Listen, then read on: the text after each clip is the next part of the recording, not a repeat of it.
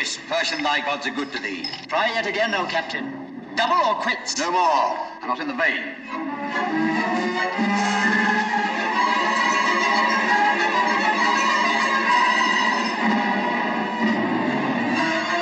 Captain, a stranger approaches. Stand! Who goes there? The bearer of evil tidings. Pass him in.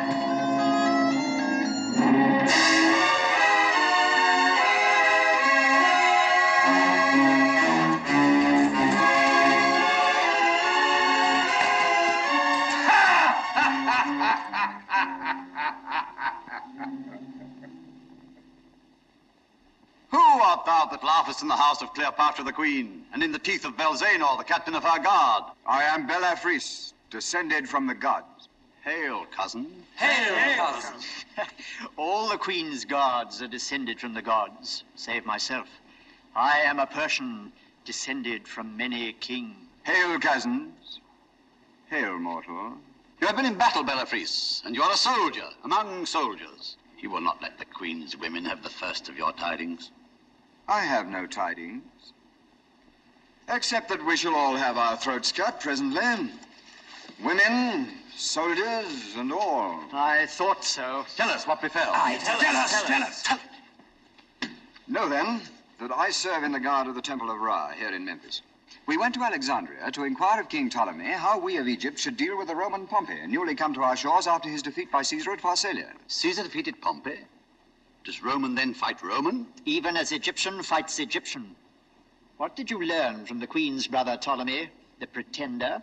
We learnt that Caesar is coming also in hot pursuit of his foe, and that Ptolemy has slain Pompey. Nay, more, we found that Caesar is already come, for we had not made half a day's journey on our way back when we came upon a city rabble flying from his legions. And ye, the temple guard, did ye not withstand these legions? What men could, that we did. But this Caesar throws a legion at you where you are weakest, as he throws a stone from a catapult. And that legion is as a man with one head, 1,000 arms, and no religion. I have fought against them, and I know. Were you frightened, cousin? No, cousin, but I was beaten. Could ye not die? There was no time. All was over in a moment. But now I am come to warn you that you must open your gates to Caesar, for his advance guard is scarce an hour behind me, and there is not an Egyptian warrior left standing between you and his legion. Warlock! Lead him to the door, quick! Now this news will run through the palace like fire through stubble. What should we do to save the women from the Romans? Why not kill them? Because we should have to pay blood money. Better let the Romans kill them. It's cheaper. Oh, subtle one, oh, serpent. But your queen. True, we must carry off Cleopatra. I will take her on the crupper of my horse. What's about the law? The sacred white cat has been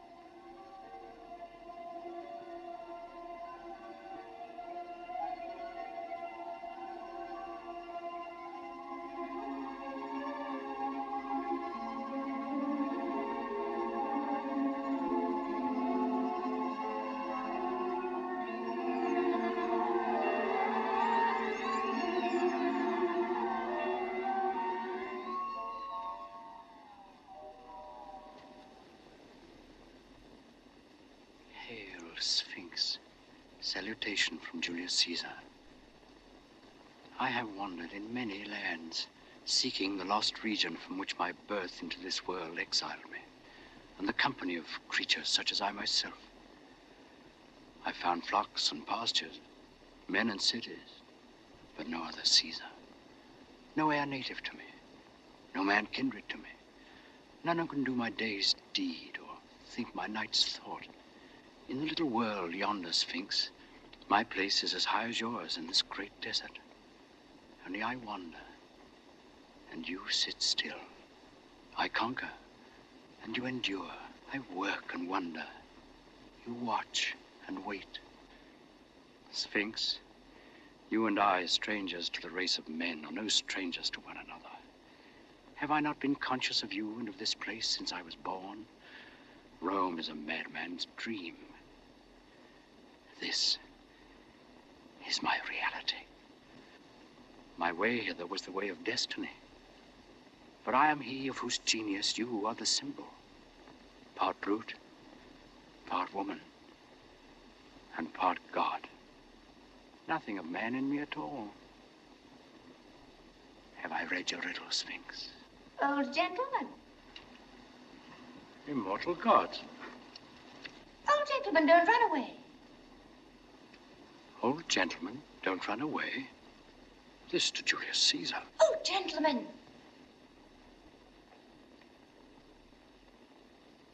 Sphinx, you presume on your centuries. I'm younger than you, though your voice is but a girl's voice as yet. Climb up here, quickly, or the Romans will come and eat you. A child at its breast. A divine child. Come up, quickly. You must get up at its side and creep round. Who are you? Cleopatra, Queen of Egypt. Queen of the Gypsies, you mean? You mustn't be disrespectful to me, or the Sphinx will let the Romans eat you. Come up. It's quite cozy here. What a dream.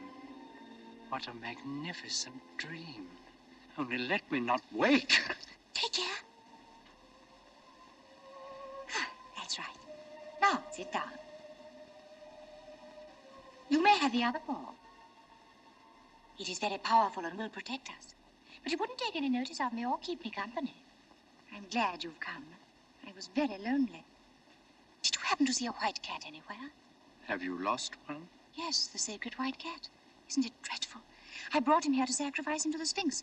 But when we got a little way from the city, a black cat called him, and he jumped out of my arms and ran away to it. Do you think that the black cat can have been my great-great-great-grandmother? Your great-great-great-grandmother? Well, why not? Nothing would surprise me on this night of nights. I think it must have been. My great-great-grandmother's great-grandmother was a black kitten of the sacred white cat. And my blood is made with Nile water. That is why my hair is so wavy. What are you doing here this time of night? Do you live here? Of course not. I am the queen. And I shall live in the palace of Alexandria when I've killed my brother who drove me out of it. When I'm old enough, I shall do just what I like. I shall be able to poison the slaves and see them wriggle, and pretend to Fatatita, my nurse, that she's to be put into the fiery furnace. Meanwhile, why are you not at home and in bed? Because the Romans are coming to eat us all. You aren't at home in bed either. Oh, yes, I am. I live in a tent, and I'm now in that tent, fast asleep and dreaming. You suppose I believe you are real, you impossible little dream witch? You are a funny old gentleman. I like you. That spoils the dream. Why don't you dream that I'm young? I wish you were. Only I think I should be more afraid of you. I like men, especially young men with round, strong arms. But I'm afraid of them. You are old and rather wrinkly. But you have a nice voice, and I like to have someone to talk to. Though I think you are a little mad. It is the moon that makes you talk to yourself in that silly way. Oh, you heard that, did you? I was saying my prayers to the great Sphinx. But this isn't the great Sphinx. What? This is only a dear little kitten of the Sphinx. Why, the great Sphinx is so big it has a temple between its paws. This is my pet Sphinx. Tell me, do you think the Romans have any sorcerers who could take us away from the Sphinx by magic? Why, are you afraid of the Romans? Oh, they would eat us if they caught us. They are barbarians. Their chief is called Julius Caesar. His father was a tiger and his mother a burning mountain, and his nose is like an elephant's trunk. They all have long noses and ivory tusks and little tails and 7 arms with 100 arrows in each. And they live on human flesh. Would you like me to show you a real Roman? No. Oh, you're frightening me. No matter. This is only a dream. It is not a dream. It is not a dream. See! How dare you? You said you were dreaming. I only wanted to show you. Oh, come, don't cry. A queen mustn't cry. Cleopatra, can you see my face well? Yes. It is so white in the moonlight. Are you sure it is the moonlight that makes me look whiter than an Egyptian? Do you notice that I have a rather long nose? It is a Roman nose, Cleopatra. Bite him in two, Sphinx. Bite him in two. I meant to sacrifice the white. Yes, indeed, I did. Indeed. Cleopatra, shall I show you a way to prevent Caesar from eating you? Do. I will steal the crown jewels and give them to you. I will make the river Nile water your lands twice a year. My child, your gods are afraid of the Romans. You see, the Sphinx dare not bite me, nor prevent me carrying you off to Julius Caesar. Won't you? You said you wouldn't. Caesar never eats women, but he eats girls and cats. Now, you're a silly little girl, and you're descended from the black kitten. You're both a girl and a cat. And will he eat me? Yes. Unless you make him believe that you're a woman. Oh. Then you must get a sorcerer to make a woman of me. Are you a sorcerer? Perhaps. But it'll take a long time. And this very night in the palace of your fathers, you must stand face to face with Caesar. No, I don't. Whatever dread may be in your soul, however terrible Caesar may be to you, you must confront him as a brave woman and a great queen. And you must feel no fear. If your hand shakes, if your voice quavers, then night and death. But if he thinks you worthy to rule, he will set you on the throne by his side and make you the real ruler of Egypt. No, he will find me out. He will find me out. He is easily deceived by women. Their eyes dazzle him. Then we will cheat him. If you do that, he will eat you at one mouthful. Oh, no, please. I will be good. I will do whatever you tell me. I will be your slave. Hark. What was that? Caesar's voice. Let us run away. Come, come. You are safe with me until you stand on your throne to receive Caesar. Lead me to your palace in the desert. Oh, I will. Come. The gods are angry. Do not feel the earth shaking. It is the tread of Caesar's legions. This way, quickly. And let us look for the white cat as we go. It is he who has turned you into a Roman. Incorrigible.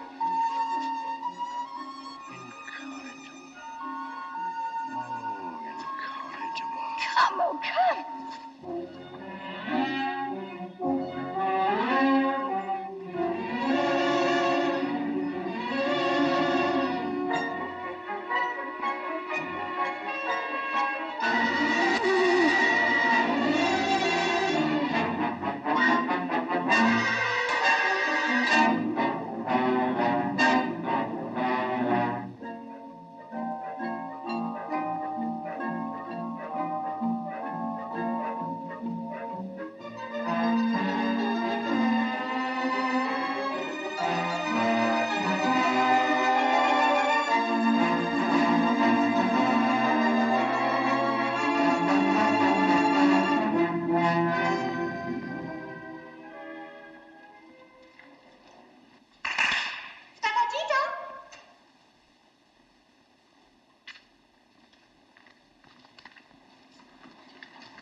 What place is this?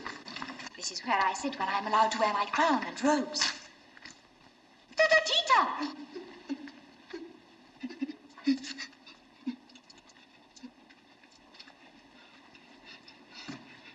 Order the slave to light the lamps. Do you think I may? Of course. You're the queen. Go on. Light all the lamps. Stop!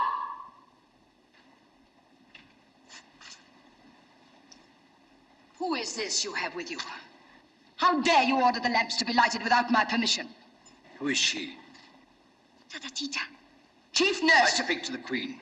Be silent. Is this how your servants know their place? Send her away. Do as the queen has bidden. You are the queen. Send her away. Tita, dear. You must go away. Just for a little. You're not commanding her to go. You're begging her. You're no queen. You'll be eaten. Farewell. No. Don't leave me. Roman does not stay with queens who are afraid of their slaves. I am not afraid. Indeed, I am not afraid. We shall see who is afraid here. Cleopatra. On your knees, woman. Am I also a child that you dare trifle with me? Slave? Can you cut off a head?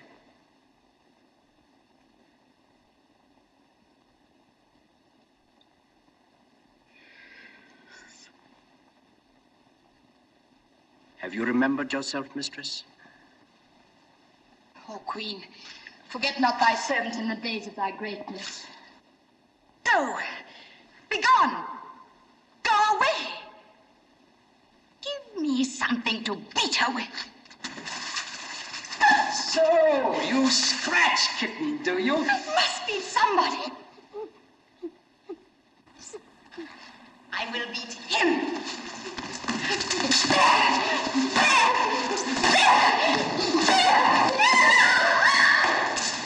I am a queen at last. A real queen. Cleopatra, the queen. Oh, I love you for making me a queen. But queens love only kings. I will make all the men I love kings. I will have many young kings with round, strong arms. And when I'm tired of them, I shall whip them to death. But you will always be my king. My nice, kind, wise, good old king. Oh, my wrinkle. You will be the most dangerous of all Caesar's conquests. Caesar. I forgot Caesar. You will tell him that I'm a queen, won't you? A real queen. Listen. Let us run away and hide until Caesar is gone. If you fear Caesar, you are no true queen. And though you were to hide beneath a pyramid, he would go straight to it and lift it with one hand. And then, be afraid if you dare.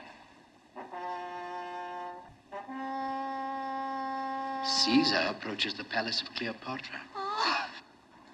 Come, take your place.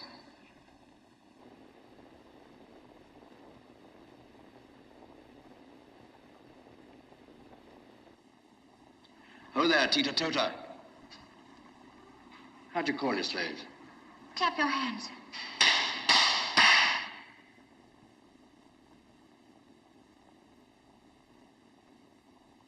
Tota Tita, bring the queen's robes and her crown and her women, and prepare her. Yes, the crown for Tatatita. I shall wear the crown. For whom must the Queen put on her state? For a citizen of Rome, a king of kings. How dare you ask questions? Go and do as you are told.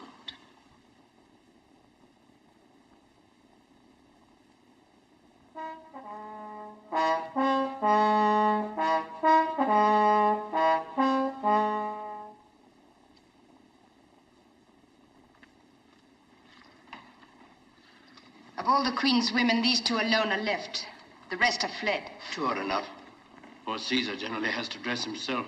The Queen of Egypt is not a Roman barbarian. Be brave, my nursling. Hold up your head before this stranger. Are you trembling? No, You must tell Caesar that I am the queen. You will not ask me. He will know Cleopatra by her pride, her courage, her majesty, and her beauty.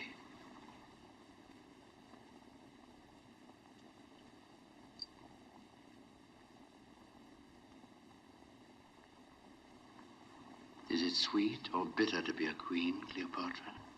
Bitter. Cast out fear, and you will conquer Caesar.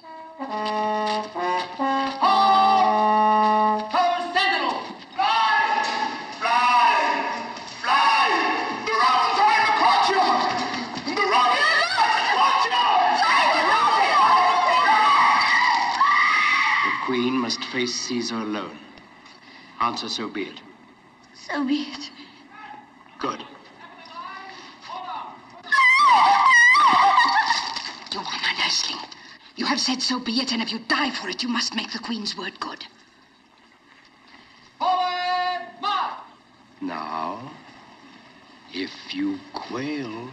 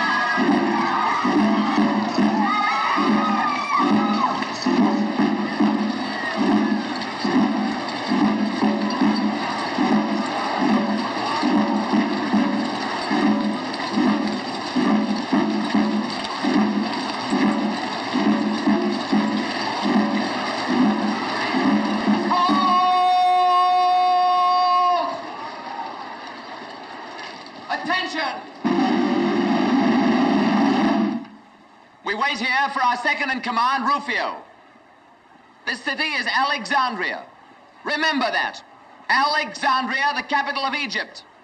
You've got to behave yourselves here. Be stiffish with the men, but you may fraternize with the women. Silence! Silence, I tell you! That is Rufio. Attention! Half turn left! Half turn left!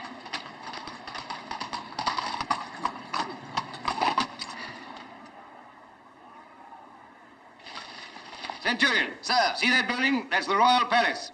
Caesar's in there. I'm going now to join him. Keep a platoon of picked men within call. They may be wanted. Picked men, you understand? Yes, sir. What are these Romans? Peasants brought up to scare crows, sons of smiths, millers, and tanners. And are we not nobles, consecrated to arms, descended from the gods? The gods are not always good to their poor relations. Oh, subtle one, oh serpent. 16, 18, 24. Let us wait and take sides with the winner. Ptolemy! Cleopatra! Cleopatra or Ptolemy? The king of Egypt has a word to speak.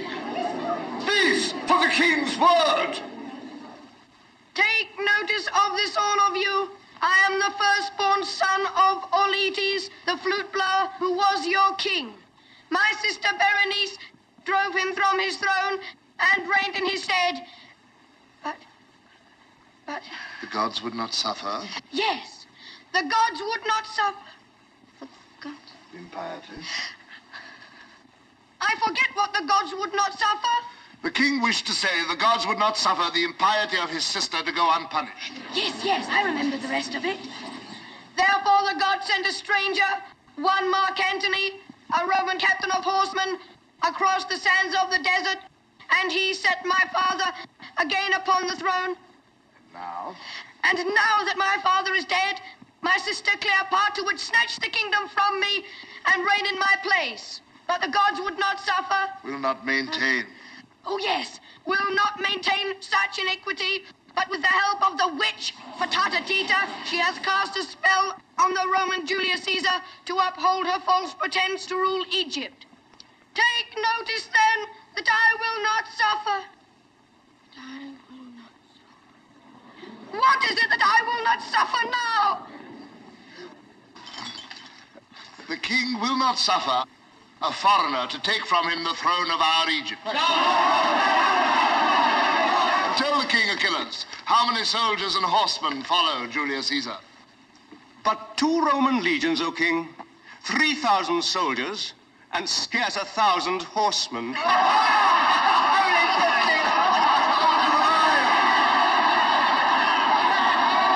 Peace, ho! Caesar approaches.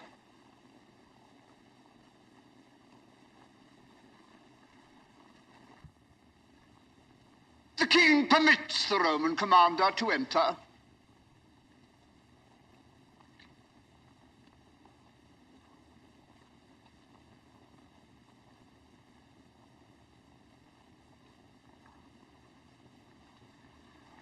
Which is the king, the man or the boy?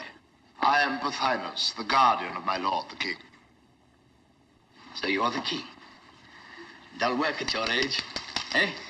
Your servant, Pothinus. And this gentleman?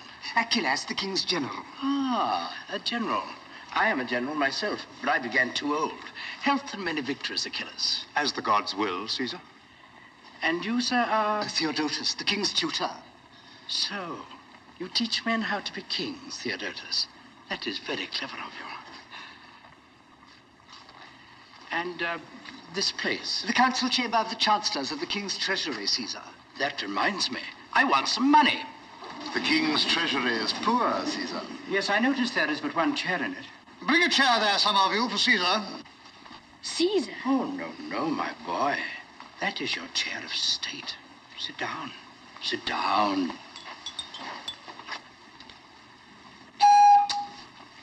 A chair for Caesar.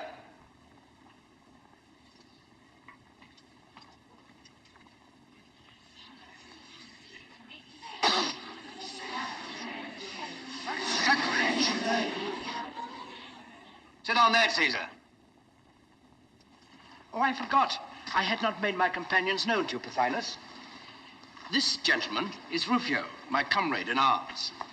This is Britanus, my secretary. Oh, no. He is an islander from the western end of the world.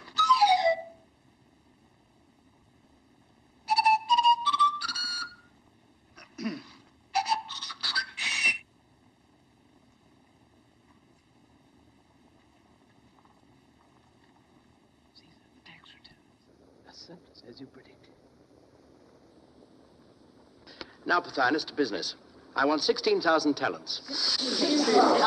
Impossible. There is not so much money in the king's treasury. The royal taxes have not been collected for a whole year. Oh, yes, they have, Pothinus. My officers have been collecting them all morning. Is it possible that Caesar, the conqueror of the world, can find time to occupy himself with such a trifle as our taxes? My friend, taxes are the chief business of a conqueror of the world. You must pay, Pothinus, but in return for your bounty, I will settle this dispute about the throne for you, if you will. You say the matter has been at issue for a year. May I have 10 minutes at it? And you will do as you please, doubtless. Good. But first, let us have Cleopatra here. Cleopatra? She is not in Alexandria. I think she is. Call Tota Tita. Oh, there, Tita Tota!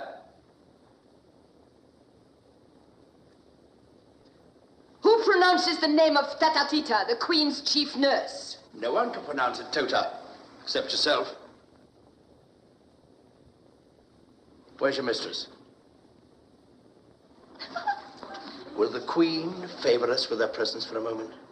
Am I to behave like a queen? Yes. You may go, Tata Tita.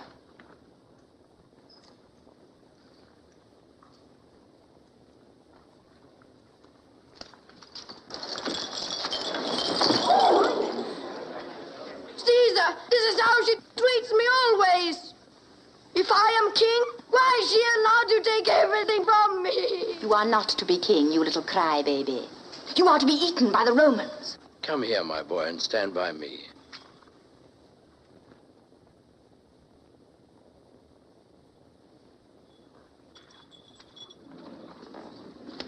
Take your throne, I don't want it. Go this instant and sit down in your place. Go, Ptolemy. Always take a throne when it's offered you. Now, Pothinus. Aren't you going to speak to me? Be quiet. Open your mouth again before I give you leave, and you shall be eaten. I am not afraid. A queen must not be afraid. Eat my husband there if you like. He's afraid. Your husband? What do you mean? That little thing. Husband, Caesar, you're a stranger here and do not know our laws. The kings and queens of Egypt may not marry except with their own royal blood. Ptolemy and Cleopatra are born king and consort, just as they're born brother and sister. Caesar, this is not proper. Not proper? I say it is a scandal. Scandal or not, my friend. It opens the gates of peace. Hear then what I propose. Hear, Caesar, there. Ptolemy and Cleopatra shall reign jointly in Egypt. Monstrous! Peace with honor, Pothinus? What conceit! A Roman trick! No! We will not have it! No!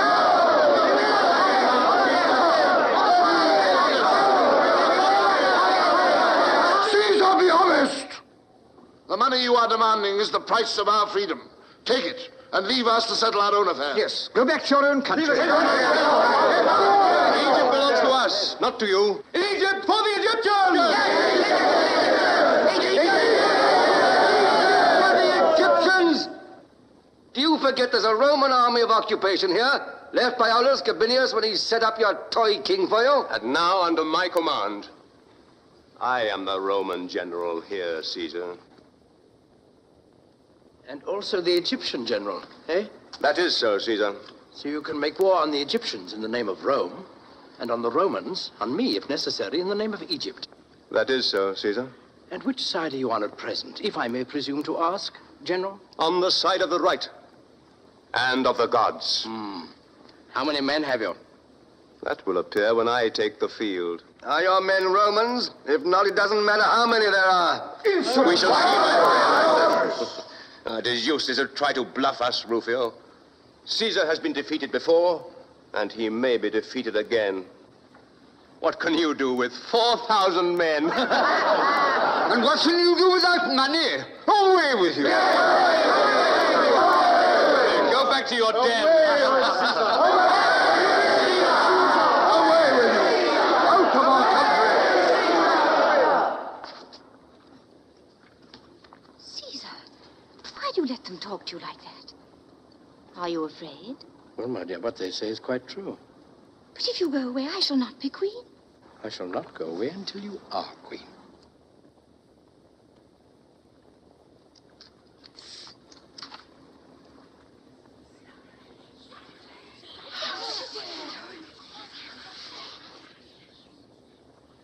Achilles, if you are not a fool, you will take that girl while she is under your hand.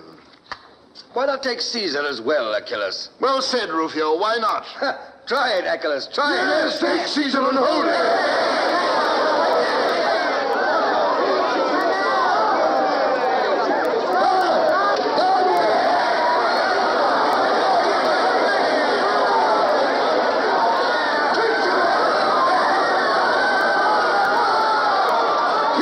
Egyptians! You are Caesar's prisoners. All of you. Oh, no, no, by no means. Caesar's guests, gentlemen. Caesar's guests. Won't you cut their heads off? What, cut off your brother's head? Why not? He'd cut off mine if he got the chance. Wouldn't you, Ptolemy? I would. I will, too, when I grow up.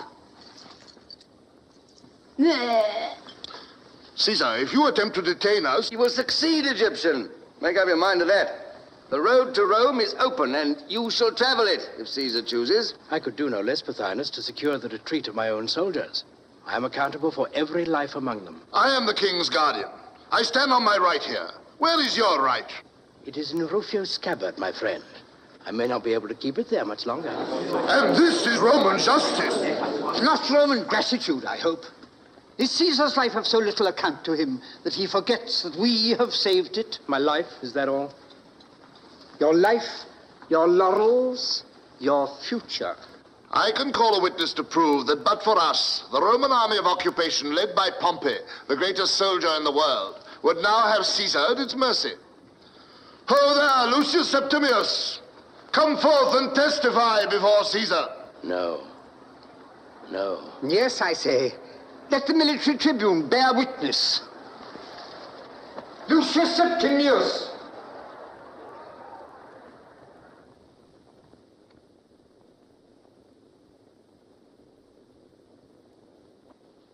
Bear witness, Lucius Septimius. Caesar came to Egypt in pursuit of his foe. Did we shelter his foe? As Pompey's foot touched the Egyptian shore, his head fell by the stroke of my sword. We have given you a full and sweet measure of vengeance. Vengeance? If I could stoop to vengeance, what would I not exact from you as the price of this murdered man's blood? Was he not my son-in-law, my ancient friend? Am I Julius Caesar, or am I a wild beast that you fling to me the gray head of the old soldier, the laurel conqueror, and then claim my gratitude for it? Oh, begone, you fill me with horror. Ha! You have seen severed heads before, Caesar. And severed right hands, too, I think. Some thousands of them, after you vanquished the king of the Gauls. Did you spare him with all your clemency? Was that vengeance? Would that it had been. Vengeance, at least, is human. No, by the gods. Those severed right hands and the brave king of the Gauls basely strangled in a vault beneath the Capitol were a wise severity, a necessary protection to the Commonwealth, a duty of statesmanship. Follies and fictions 10 times bloodier than honest vengeance. What a fool I was then. To think that men's lives should be at the mercy of such fools.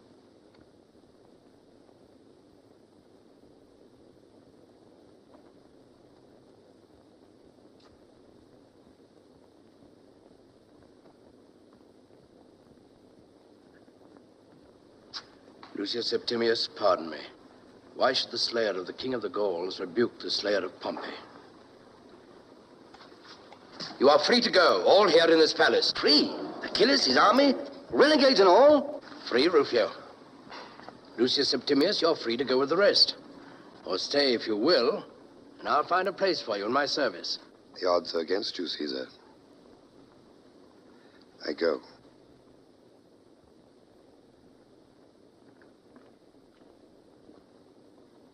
Farewell. Come, Vatinus, Achilles, whilst there is yet time.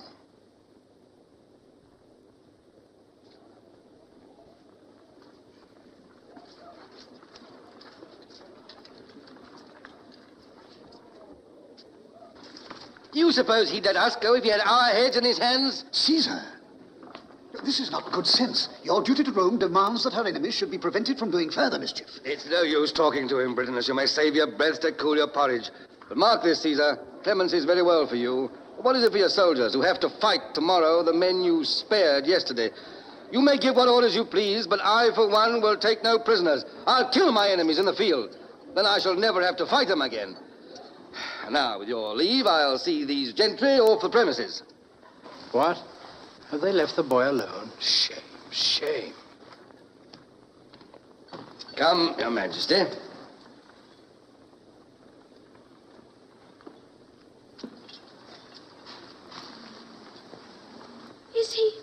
Is he turning me out of my palace?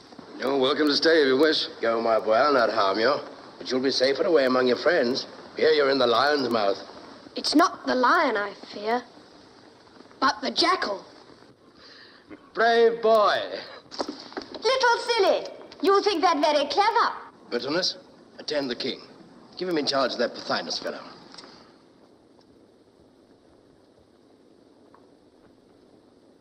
And this piece of goods. What's to be done with her? However, I suppose I may leave that to you. Did you mean me to go with the rest? You're free to do just as you please, Cleopatra. Then you don't care whether I stay or not? Of course, I'd rather you stayed. Much rather? Much rather. Then I consent to stay, because I am asked. But I do not want to, mind.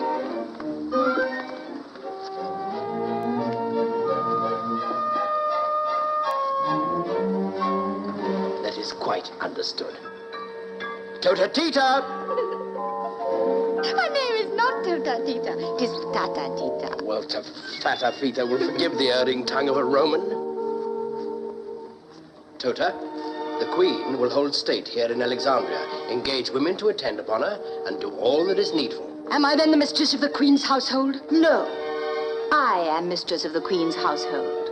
Go and do as you are told, or I will have you thrown into the Nile this very afternoon to poison the poor crocodiles. Oh, no, no, no.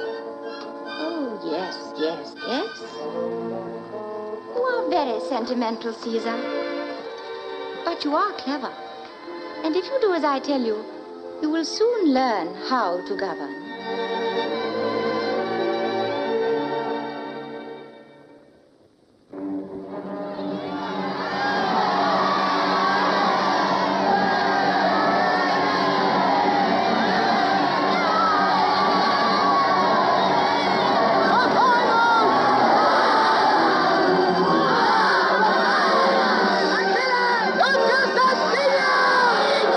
For the Egyptians!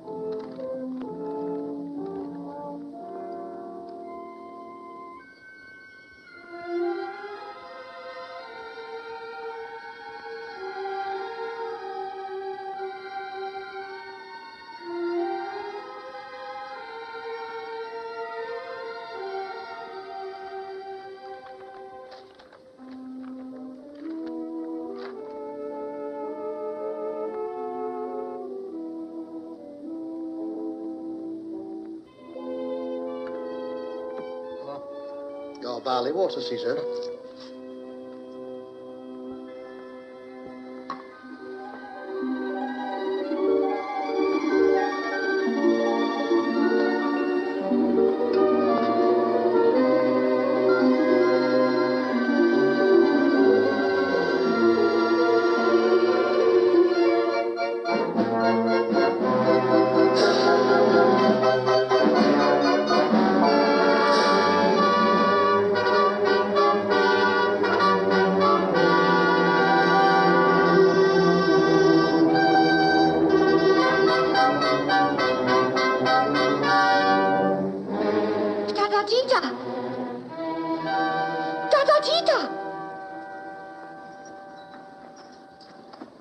Get up, child. You must be bathed this morning. No. I had my month's bath the day before yesterday. In future, you must have a bath every day. No, I should die of it. You must. Your life is changed. You are still my child, but to all others, you are now a grown woman and a queen. Yes, I am a queen. Tata, what will Caesar do with me? Ask rather what you will do with him. Oh, my child, you have charmed him. You are safe. You are powerful. I will guide you until you learn how to guide yourself. Fear nothing. Who could fear Caesar? He is not great and terrible. He's only an elderly gentleman, rather sad-looking and wrinkled, but very kind. He is a magician. And magicians can change their shapes as they please. Everything about him is magical. He would not sleep in the golden chamber, but made his soldiers bring a bare stretcher from the camp and put it in his study. Even then he did not sleep in it, but sat up working like a slave all night. Yet everyone obeys him as if he were a god. I think he is a god in disguise, for he has changed your nature, has he not? Oh, yes, he has. That is true. Tata Tita, before he came, I was afraid of you more than anyone else on earth. And now, I'm not afraid of you at all. Tell me, what must I do to begin with now that I'm really a queen? You must begin by having a bath every day. Come, child, and get it over. You will soon get used to it and love it. Never. It is too dreadful. Oh, well, if I must be washed again so soon for Tata Tita, it must be a scented bath. Have you scented it? No, Caesar hates perfumes. And if you redden your lips, he will not kiss you. Come on.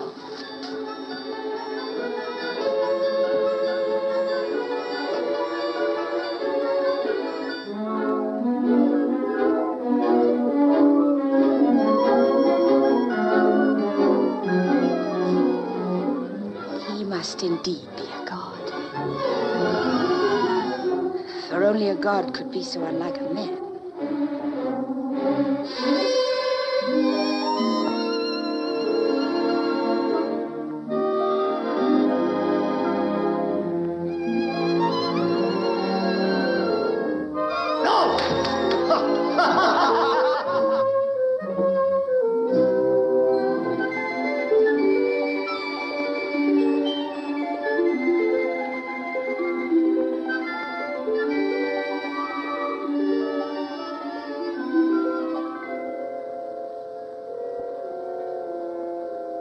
Cleopatra, I really think I must eat you after all.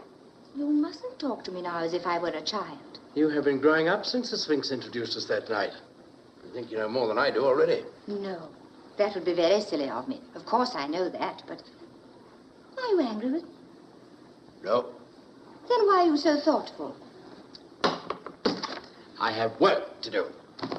Work? What nonsense! You must remember you are a king now. I've made you one. Kings don't work. And who told you that, little kitten, eh? My father was king of Egypt, and he never worked. Well, he lost his throne. And how did he get it back again? I will tell you. A beautiful young man with strong, round arms came over the desert with many horsemen and gave my father back his throne. I was only 12 then. Oh, I wish he would come again now that I am a queen. I would make him my husband. It might be managed, perhaps. For it was I who sent that beautiful young man to help your father. You know him? Has he come with you? Oh, I wish he had. I wish he had.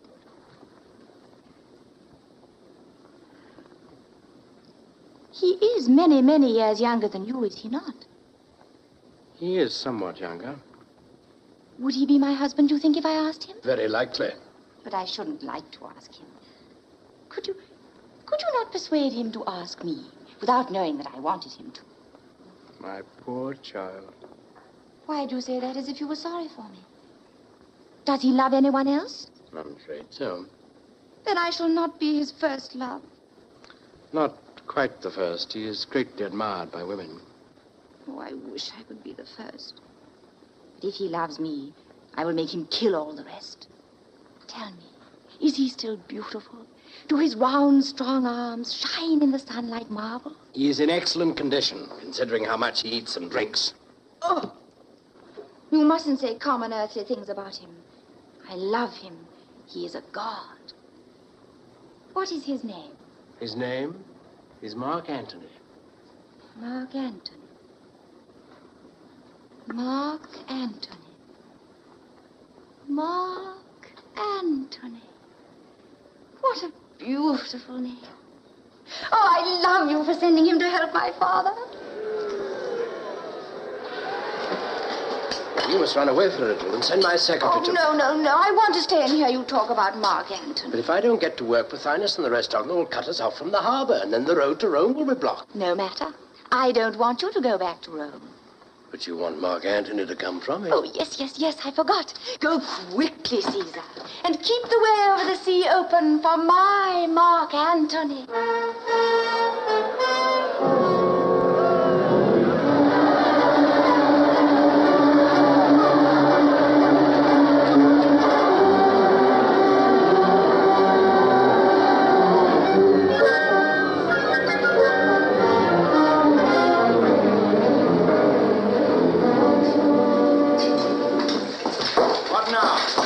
Caesar, and 2 of my comrades killed in the marketplace. Why?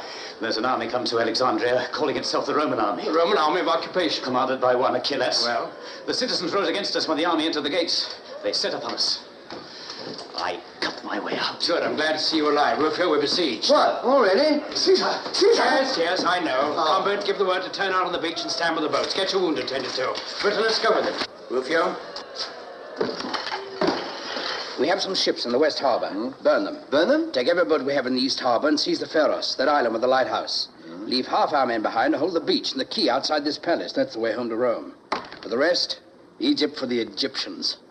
Well, you know best, I suppose. That all? That's all. Those ships burnt yet? Be easy. I shall waste no time. Caesar, Pothinus demands speech with you. Where is he? Waits in the council chamber. In my opinion, he needs a lesson. His manner is most insolent.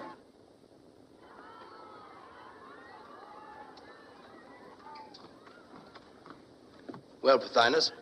I have brought you our ultimatum, Caesar. Ultimatum? The door was open. You should have gone out through it before you declared war.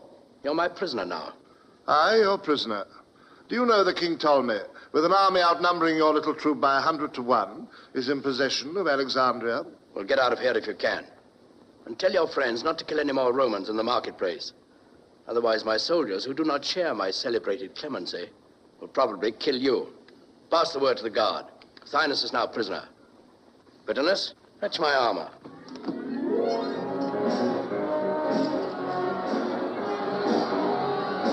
Caesar! Caesar!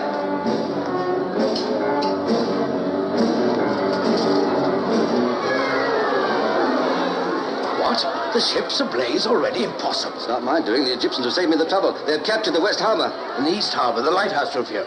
Can I embark a legion in 5 minutes? The first cohort's already on the quay. If you want faster work, well, come and do it yourself. Patience, Rufio, patience. Patience? Who's impatient here, you or I? Forgive me, Rufio, and hurry them as much as you can. Help! Help! Help! Help! Woe, alas! Woe, alas! Help! Woe! Woe! Woe! Woe! Help! Help! Help! Who is slain? Slain? Worse than the death of 10,000 men. Loss irreparable to mankind. What's happened, man? The fire has spread from your ships. The library of Alexandria is in flames. Is that all, Rufio? Is Britannicus asleep? I sent him for my armor an hour ago. Britannicus! Britannicus! Britannicus! Caesar, will you go down to posterity as a barbarous soldier, too ignorant to know the value of books? Theodotus, I'm an author myself. Good.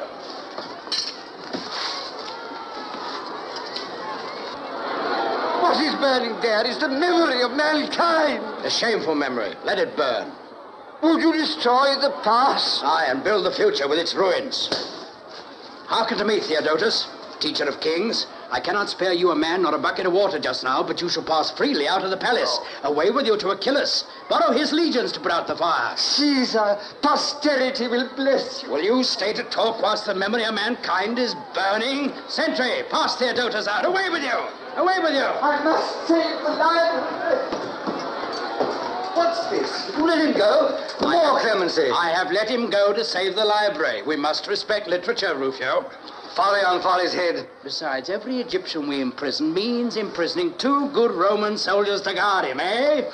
I might have known there was some fox's trick behind your fine talking. All ready there! All ready! We wait for Caesar! Tell him Caesar's coming, the rogues! Oh, Caesar's guard there! Push off! All except the longboat. Stand by it to embark.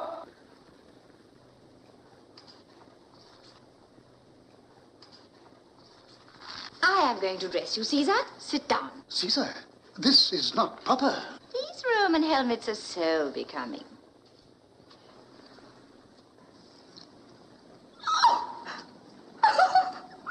What are you laughing at? You're bald! Cleopatra. So that's why you wear the wreath. To hide it. Peace, Egyptian. They are the bays of the conqueror. Peace thou, islander. Oh.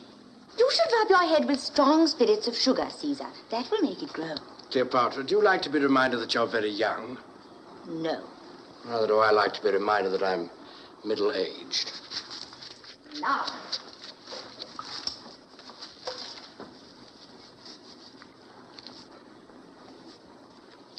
Oh, how nice. You look only about 50 in it. You mustn't speak in that manner to Caesar. Is it true that when Caesar caught you on that island, you were painted all over blue? Blue is the color worn by all Britons of good standing. In war, we stain our bodies blue, so that though our enemies may strip us of our clothes and our lives, they cannot strip us of our respectability. Let me hang this on.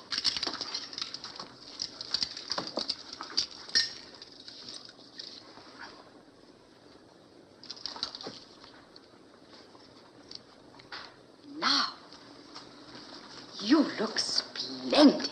Now, Caesar, have you done talking? The longboat awaits you. The others race to the lighthouse. Is this well set today, Britannicus? At Pharsalia, it was as blunt as a battle hoop. It'll split one of the Egyptians' hairs today, Caesar. I've said it myself. Oh, you're not really going into battle to be killed. No, Cleopatra. No man goes into battle to be killed. Oh, but they do get killed. My sister's husband was killed in battle. You mustn't go. Let him go. Please don't go. What will happen to me if you never come back? Are you afraid? No. Come to the balcony and you shall see us take the Pharos. You must learn to look on battles. Then take me with you. Let me come with you to the fair. No, no, my child. You must stay here till I return. That is well. Now, Rufio, march. Oh! You won't be able to go. Why, what now? They're drying up the harbor with buckets. A multitude of soldiers over there. They're dipping up the water. This is your accursed clemency, Caesar. Theodotus has brought them. I meant him to, Rufio. They've come to put out the fire. The library will keep them busy whilst we seize the lighthouse, eh? More foxing.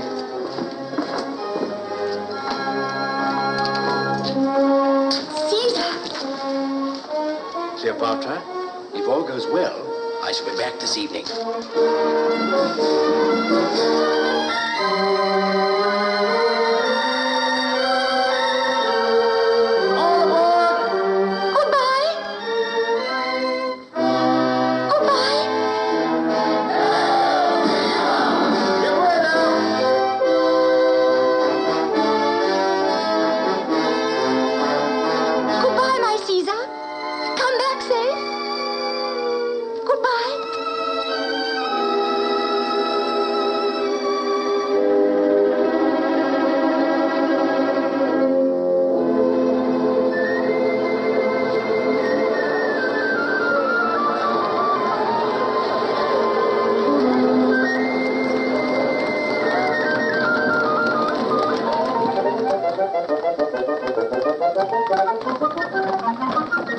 here, eh? Stand! Who are you? Centurion, I am Apollodorus, the Sicilian. My calling is to choose beautiful things for beautiful queens. Carpets for the queen's apartments in the palace. The queen? Yes, yes. Pass him in. Pass all these bizarre people into the queen with their goods. But mind you pass no one out that you have not passed in. Not even the queen herself. I have brought my caravan past 3 sentinels, all so busy staring at the lighthouse that not one of them challenged me. Is this your Roman discipline? We're not here to watch the land, but the sea. Who's this piece of Egyptian crockery? Apollodorus, rebuke this Roman dog, and bid him bridle his tongue in the presence of the mistress of the queen's household. This is a great lady who stands high with Caesar. Tatatita! What are you dreaming of? Tatatita! No, you must not come. There are men here. Oh, that ever I was born. Tatatita, I've thought of something. I want a boat at once. A boat? No, you cannot. Apollodorus, speak to the queen. Beautiful queen, I am Apollodorus, the Sicilian, your servant from the bazaar. I have no time for carpets today. Get me a boat. You cannot go on the water except in the royal barge. Royalty of Tatatita lies not in the barge, but in the queen. A touch of your majesty's foot on the meanest boat in the harbor will make it royal. Apollodorus, you are my perfect knight, and I will always buy my carpets through you. Can you row? My oar shall be your majesty's wings. Ho there, boatman! Hey! Whither shall I row, my queen? To the lighthouse, come! Stand! You cannot pass. How dare you? Do you know that I am the queen? I have my orders. You cannot pass. Tatatita, strangle him. Keep off there. Pass on to the palace and take the queen in with you. And how if I do neither? Then I'll drive this pilum through it. At your service, my friend. Help him! I shall not need help, my lady. What shall it be? Sword against pilum or sword against sword? Roman against Sicilian, Cassio. Take that!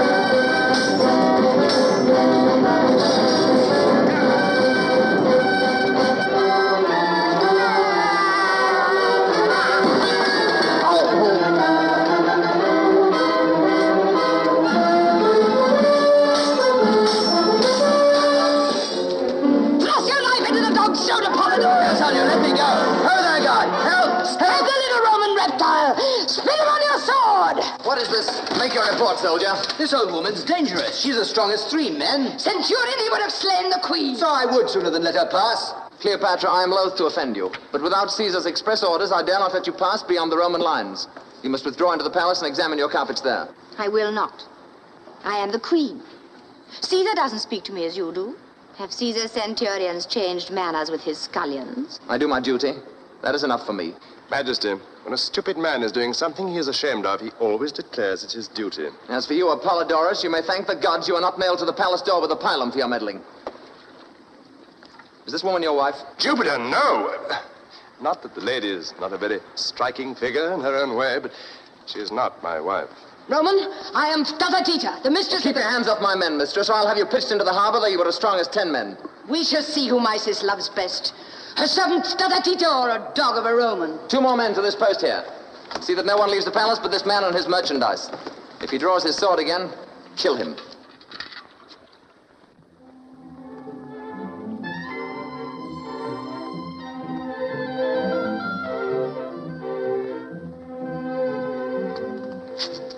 Get about your business.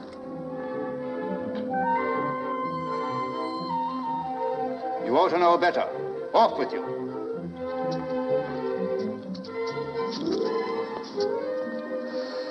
Do not tantalize a poor man.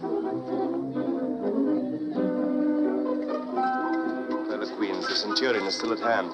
The Roman soldiers are incorruptible when their officers are looking. I shall have to carry your word to Caesar. Are these carpets very heavy? It matters not how heavy. There are plenty of porters. How do they put them into the boats? Do they throw them down?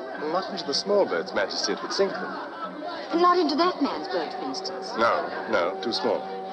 But you can take a carpet to Caesar in it if I send one. Assuredly. And you will have it carried gently down the steps and take great care of it. Great care. more than of my own body. Good. Come, Tita. No, Polydorus, you must not come. I'll choose my carpet myself. You must wait here. Follow this lady. Obey her. This way. And take your shoes off before you put your feet on those stairs. Listen, were you sent here to watch me or watch the Egyptians? We know our duty. Well, then why don't you do it? Look! The Egyptians are moving. We're going to recapture the pharaohs. They were attacked by land and sea along the Great Mole. Stay yourselves, the hunt is up!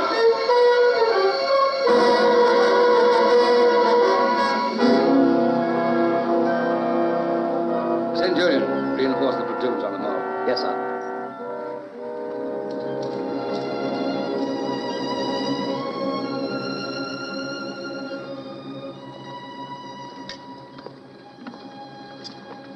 Rufio, this has been a mad expedition. We shall be beaten.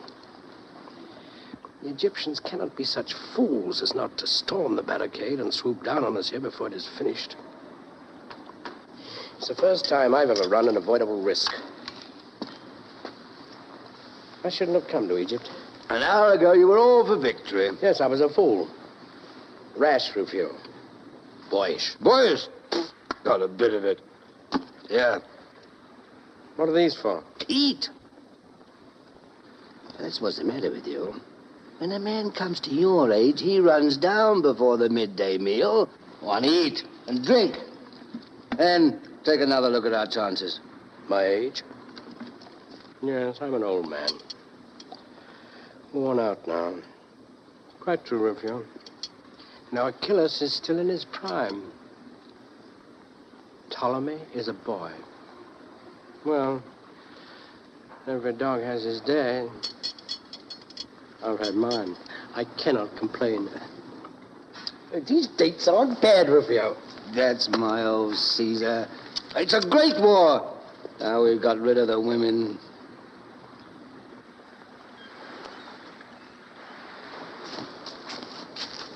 You again? Keep your distance. Come within a yard of me, you old crocodile, and I'll give you this in your jaw. Peace, Roman fellow. You are now single-handed. Apollodorus, this carpet is Cleopatra's present to Caesar. It has rolled up in it 10 precious goblets of the thinnest Iberian crystal and 100 eggs of the sacred blue pigeon. On your honor, let not one of them be broken. On my head be it. Lay it carefully into the boat. Those eggs of which the lady speaks must weigh more than a pound apiece. This boat is much too small for such a load. Yes, yes, Lord! Ah, thou injurious porter. Oh, thou unnatural son of a she-camel. My boat can carry 5 men. Shall it not carry your lordship and a bale of pigeons' eggs? Oh, thou mangy dromedary. The gods shall punish thee for this envious wickedness. I cannot quit this vale now to beat thee, but another day I will lie in wait for thee. Cease there, all of you! In the name of the gods, Apollodorus, run no risks with that bale. Fear not, thou venerable grotesque. I guess it's great worth. Into the boat with it gently, my sons, my children. Gently, dogs! So, 'tis well. Do not step on it! Do not step on it! Be not excited, mistress. All is well. Oh, thou brute beast, thou hast given my heart a turn. Here. You hungry ones? Robber of the poor. It's not enough! Oh, bounteous prince. Oh, Lord of the Tsar! Oh, favored of the gods! Oh, father to all porters of the market. Farewell, Perdita. I shall be at the lighthouse before the Egyptians. The gods speed thee. Farewell, valiant pilum pitcher. My heart, spread out thy wings, spread out thy wings, shake off thy heavy load of love.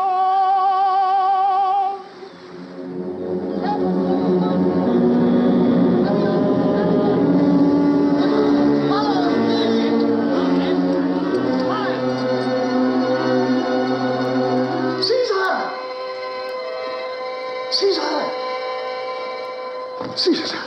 Our brave mariners have captured a treasure. Our enemies are delivered into our hands. In that bag? Wait till you hear, Caesar. This bag contains all the letters that have passed between our enemies. Well? Well, we shall now know who your foes are.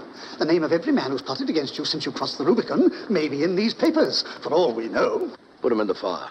Put them? In the fire. You do have me waste years of my life condemning men who'll be my friends when I prove that my friendship is worth more than that of my enemies. But your honor, the honor of Rome. I do not make human sacrifices to my honor as your druids do. Since you won't burn them, at least I can drown them. Caesar, this is mere eccentricity. Are all traitors to be allowed to go free for the sake of a paradox? Caesar, when the islanders finish preaching, call me again. Oh, Caesar, my great master. If only I could persuade you to regard life seriously as men do in my country. Do they truly do so, Britannicus? Well, have you not been there? Have you not seen them? What Briton speaks as you do in your moments of levity? What Briton neglects to attend the services at the sacred grove? What Briton wears clothes of many colors as you do, instead of plain blue, as all solid, well-esteemed men should? These are moral questions with us. Well, well, my friend, someday I shall settle down and wear a blue toga, perhaps. Meanwhile, I must get on as best I can in my flippant Roman way. What now? Hail! Oh, what is this? Who are you? How did you come here? Calm yourself, my friend. I'm not going to eat you. Hail, great Caesar! I am Apollodorus, a Sicilian, an artist. An artist? A vagabond? Peace, Mayor. Apollodorus is a famous patrician amateur. And I crave the gentleman's pardon. I understood him to say he was a professional. Welcome, Apollodorus. What is your business? First, to deliver to you a present from the Queen of Queens. Who is that? Cleopatra of Egypt. Apollodorus, this is no time for playing with presents. Pray you go back to the Queen and tell her that if all goes well, we shall return to the palace this evening. Caesar, I cannot return. As I approached the lighthouse, some fool threw a great leathern bag into the sea. It broke the nose of my boat. I had hardly time to get to the shore before my poor little cockle shell sank. I am sorry, Apollodorus. The fool shall be rebuked. Well, well, what have you brought me? The Queen will be hurt if I don't look at it. Caesar, have we time to waste on this trumpery? The Queen's only a child. Just so. That's why we mustn't disappoint her. Caesar, it's a Persian carpet, a beauty. And in it are, so I'm told, pigeon's eggs and crystal goblets and fragile precious things. I dare not from my head have it carried up that narrow ladder from the causeway. Swing it up by the crane, then. The crane? Oh, Caesar, I have sworn to tender this bale of carpet as I tender my own life. Then let them swing you up at the same time. If the chain breaks, you and the pigeon's eggs will perish together. Is Caesar serious? His manner is frivolous. It's because he's an Italian, but he means what he says. Serious or not, he spake well. Give me a squad of soldiers to work the crane. No, it's worked by an elderly Tyrian and his son. A well-conducted youth of 14. What? An old man and a boy work that? 20 men, you mean? No, 2 only, I assure you. They have counterweights and a machine with boiling water, which I don't understand. So it isn't a British design. Leave the crane to me. Go and await the descent of the chain. Good. You will see me presently there, rising like the sun with my treasure. Are you really going to wait here for this foolery, Caesar? Why not? The Egyptians will let you know why not if they've got enough sense to make a rush before our barricade's finished. And here we are, waiting like children to see a carpet full of pigeons' eggs. Fear not, my son Rufio. When the first Egyptian takes his first step along the mole, the alarm will sound. And we too will reach the barricade before the Egyptians. We too, Rufio. I, an old man, and you, his biggest boy. And the old man will get there first. I wish I had some more of those dates.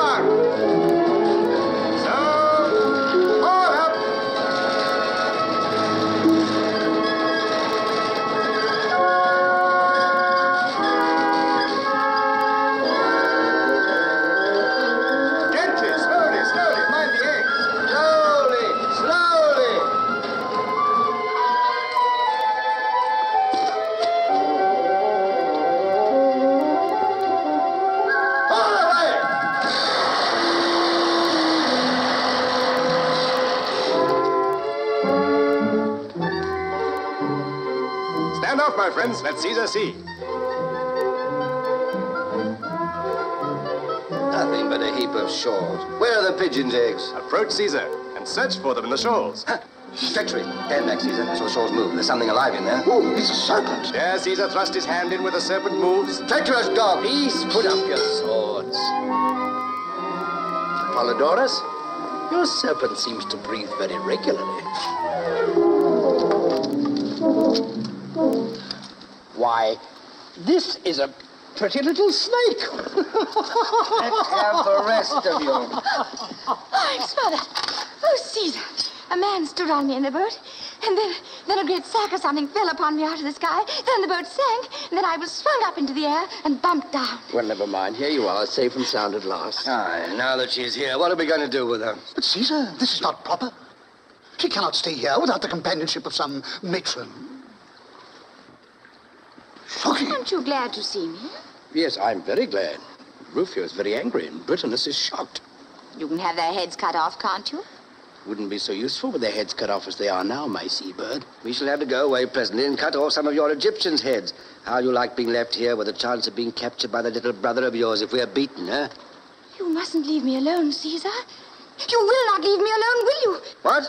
Not when the trumpet sounds and all our lives depend upon Caesar being at the barricade before the Egyptians, eh? Let them lose their lives. They are only soldiers. Cleopatra, when that trumpet sounds, we must take every man his life in his hands and throw it in the face of death. And of my soldiers who have trusted me, there's not one whose hand I shall not hold more sacred than your head.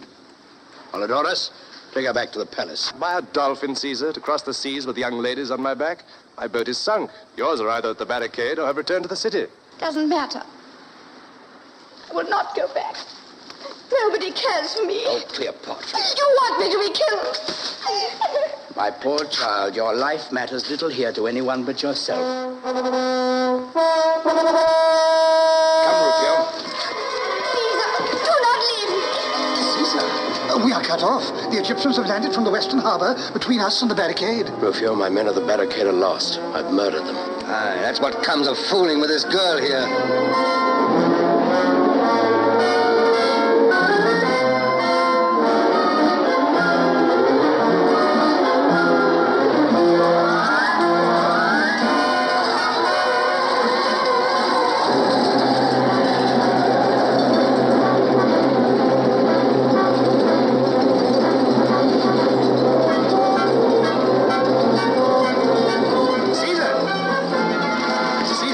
I know, we must defend ourselves here. But I thrown the ladder into the sea. They can't get in without it. And we can't get out if you thought of that. Not get out? Why not? You have ships in the East Harbor. Our galleys are standing in towards us already. And pray, by what road are we to walk to the galleys? A road that leads everywhere, the diamond path of the sun and the moon. How far's the nearest galley? 50 fathom. No, nearly a quarter of a mile, Apollodorus. Defend yourselves here until I send a boat from that galley. Have you wings, perhaps? Water wings, soldier!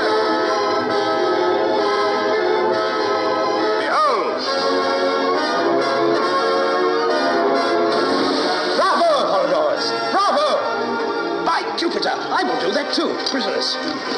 Are you mad? You shall not. Why not? Can I not swim as well as he? Can an old fool dive and swim like a young one? Oh, Rufio, you forget yourself. I'll race you to the galley for a week's pay, Father Rufio. Me! What is to become of me? I'll carry you on my back to the galley like a dolphin. Rufio, when you see me rise to the surface, throw her in. No, I shall be drowned. And then in with you after her, both of you. Caesar, I am a man and a Briton, not a fish. I must have a boat. I can't swim. Neither can I. Stay here then, Britannicus, until I recapture the lighthouse. I'll not forget you. Now, Rufio, have you made up your mind to this folly? The Egyptians have made it up for me, and mind where you jump. I don't want you in the small of my back as I come up. One last word, Caesar. Do not let yourself be seen in the more fashionable part of Alexandria until you change your clothes.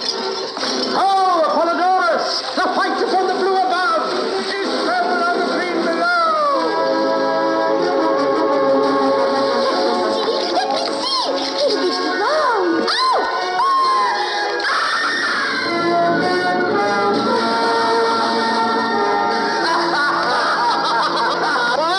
He's got her! Hold the fort, Britain! Caesar will not forget you!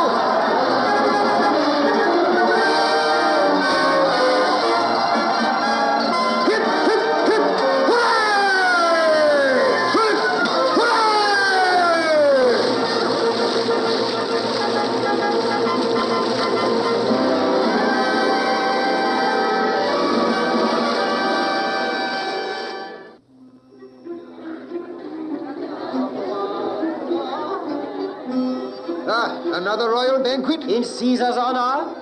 These Romans are magicians. For 6 months, a mere handful of them have held the palace against the whole of Egypt's armed forces. And look at their escape from the Pharaohs. Who but a magician could swim like a dolphin at Caesar's age, carrying the queen on his back? That might be the queen's magic. She rides on Caesar's back on land now, as on the sea.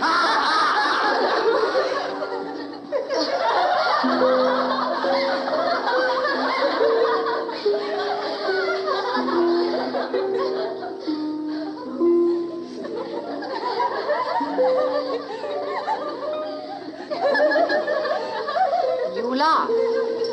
But take care. Take care. I will find out someday how to make myself served as Caesar is served. Old hook-nose. Silence! Do you know why I allow you all to chatter impertinently just as you please, instead of treating you as Fatata Tita would treat you if she were queen? Because you try to imitate Caesar in everything. And he lets everyone say what they please to him. No. But because I asked him one day why he did so. And he said, let your women talk and you will learn something from them. What have I to learn from them, I said. What they are, said he. And oh, you should have seen his eyes as he said it. You would have curled up, you shallow thing. At whom are you laughing? At me or at Caesar? At Caesar. If you were not a fool, you would laugh at me. And if you were not a coward, you would not be afraid to tell me so. Hey-ho. I wish Caesar were back in Rome. It will be a bad day for you when he goes. Oh, if I were not ashamed to let him see that I am as cruel at heart as my father, I would make you repent that speech. Why do you wish him away? He makes you so terribly prosy and serious and learned and philosophical. It's worse than being religious at our ages. Cease this endless cackling, will you? Hold your tongues. Well, well, we must try and live up to Caesar. Pothinus craves the ear of the queen.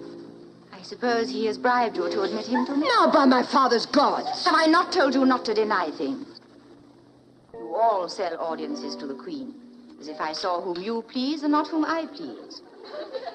Go, take the bribe and bring in Pothinus. But don't answer me. Go.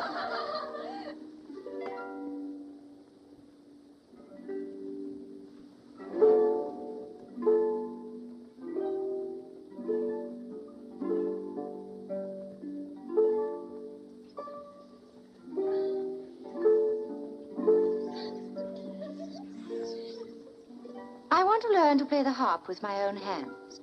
Caesar loves music. Can you teach me? Assuredly.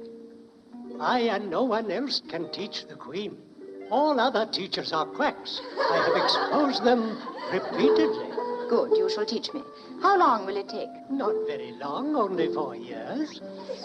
Your Majesty must first become proficient in the philosophy of Pythagoras, and then... Has she become proficient in the philosophy of Pythagoras? Oh, she is but a slave. She learns as a dog learns. Well, then, I will learn as a dog learns, for she plays better than you. You shall give me a lesson every day for a fortnight. After that, whenever I strike a false note, you shall be flogged. If I strike so many that there is no time to flog you, you shall be thrown into the Nile to feed the crocodiles. Give the girl a gold piece and send them away. Yeah, but true art cannot be thus forced. What is this? Answering the queen, forsooth, out with you.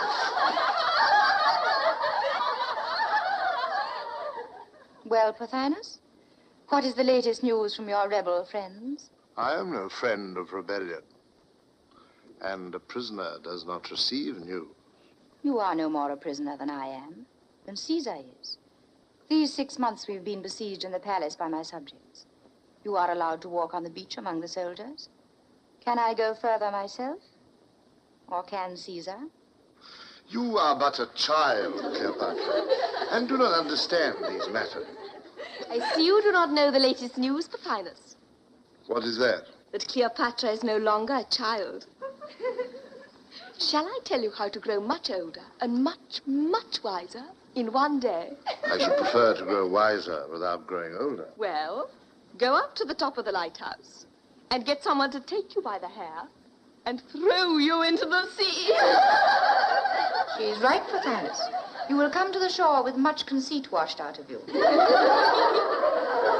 all of you. I will speak with Pothinus alone.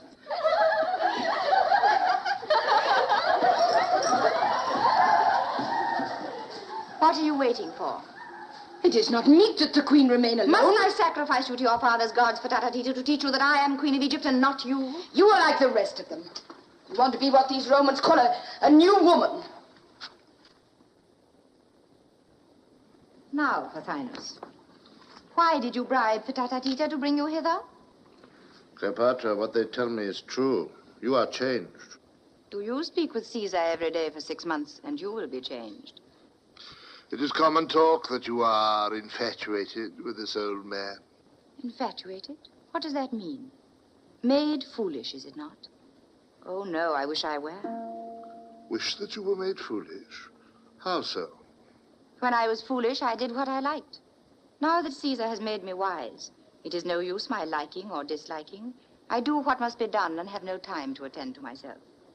This is not happiness, but it is greatness. I think if Caesar were gone, I could govern the Egyptians. Cleopatra, this may be the vanity of youth. No, no, it is not that I am so clever, but that the others are so stupid. Truly, that is the great secret. Now, tell me what you came to say. Nothing. Nothing? At least to beg for my liberty, that is all. For that you would have knelt to Caesar. No, Pothinus. You came with some plan that depended on Cleopatra being a little nursery kitten. Now that Cleopatra is a queen, your plan is upset. Is Cleopatra then indeed a queen, and no longer Caesar's prisoner and slave? Pothinus, we are all Caesar's slaves. All we in this land of Egypt, whether we will or no. And she who is wise enough to know this will reign when Caesar departs. You harp on Caesar's departure. What if I do? Does he not love you? Love me? Pothinus, Caesar loves no one. He makes friends with everyone as he does with dogs and children. His kindness to me is a wonder. Neither mother, father, nor nurse have ever taken so much care of me, or thrown open their thoughts to me so freely. But how can you be sure that he does not love you as men love women? Because I cannot make him jealous. I have tried. Perhaps I should have asked then, do you love him? Can one love a god? Besides, I love another Roman. No god, but a man. One who can love and hate, and one whom I can hurt and would hurt me. Does Caesar know this? Yes. He is not angry? He promises to send him to Egypt to please me. I do not understand this man. You understand Caesar. How could you? I do, by instinct. Your Majesty caused me to be admitted today. What message has the Queen for me? This. You think that by making my brother king, you will rule Egypt, because you are his guardian and he is a little silly. The Queen is pleased to say so. The Queen is pleased to say this also. Caesar will eat up you, and Achilles, and my brother, as a cat eats up mice. And he will put on this land of Egypt as a shepherd puts on his garment. And when he has done that, he will return to Rome and leave Cleopatra here as his viceroy. That he shall never do. We have 1,000 men to his 10, and we shall drive him and his beggarly legions into the sea. You rant like any common fellow. Cleopatra! Enough! Statatita! Caesar has spoilt me for talking to weak things like you. I know to whom I must go now. Let me go forth from this hateful place. What angers you? The curse of all the gods of Egypt be upon her. She hath sold her country to the Roman, that she may buy it back from him with her kisses. Fool, did she not tell you that she would have Caesar gone? You listened? I took care that some honest woman should be at hand whilst you were with her. Mark this, mistress. You thought before Caesar came that Egypt should presently be ruled by you and your crew in the name of Cleopatra. I set myself against... Aye, that it might be ruled by you and your crew in the name of Ptolemy. No better me, or even you, than a woman with a Roman heart. And that is what Cleopatra is now become. Whilst I live, she shall never rule. So guide yourself accordingly.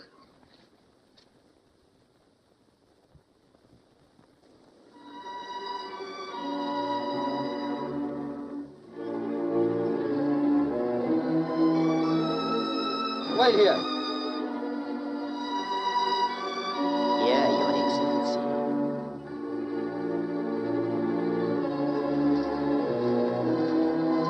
The Roman commander will await Caesar here.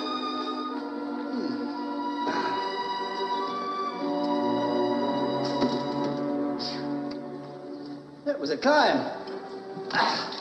How high have we come? We are on the palace roof, O beloved of victory. Good. And the beloved of victory has no more stairs to get up. Caesar approaches.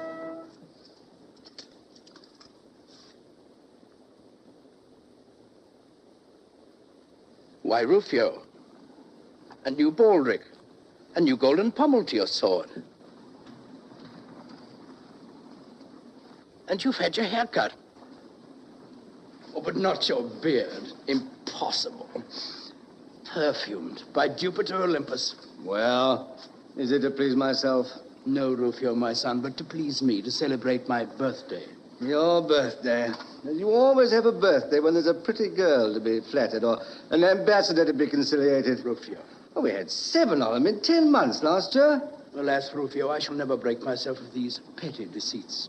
Have you noticed something before my time? Ah, I thought that meant something. What is it? Pothinus wants to speak to you. I advise you to see him. There's some plotting going on here among the women. Who is Pothinus? Oh, yes. Has he not escaped? No. Why not? Have I not told you always to let prisoners escape unless there are special orders to the contrary? Are there not enough mouths to be fed without his? Yes, and if you'd have a little sense and let me cut his throat, you'd save his rations. Anyway, he won't escape. He prefers to stay and spy on us. And you want me to see him? Oh, I don't want anything. I dare say you'll do what you like. Don't put it on me. Well, well.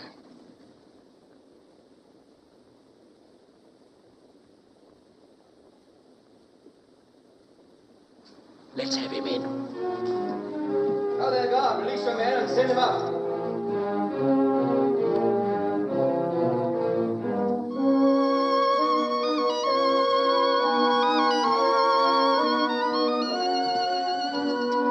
To dine with us besides Cleopatra. Polydorus, the Sicilian. Oh, that popinjay. Come, the popinjay is an amusing dog. Tells a story, sings a song, and saves us the trouble of flattering the queen. Well, he can swim a bit and fence a bit. It might be worse if only he knew how to hold his tongue. But gods forbid he should ever learn. Ah, Pothinus. You're welcome. What's the news this afternoon? Caesar, I come to warn you of a danger and to make you an offer. Never mind the danger. Make the offer. Never mind the offer. What's the danger? Caesar, you think that Cleopatra is devoted to you. My friend, I already know what I think. Come to your offer. I will deal plainly. I know not by what magic you have been enabled to defend a palace and a few yards of beach against a city and an army. But we know now that your gods are irresistible and that you are a worker of miracles. I no longer threaten you. Very handsome of you, indeed. So be it. You are the master. Yes, yes, my friend. But what then? Spit it out, man. What have you to say? I have to say that you have a traitress in your camp. Cleopatra! The queen! Spit it out sooner, you fool. Now it's too late. What is he doing here? Just going to tell me something about you. You shall hear it.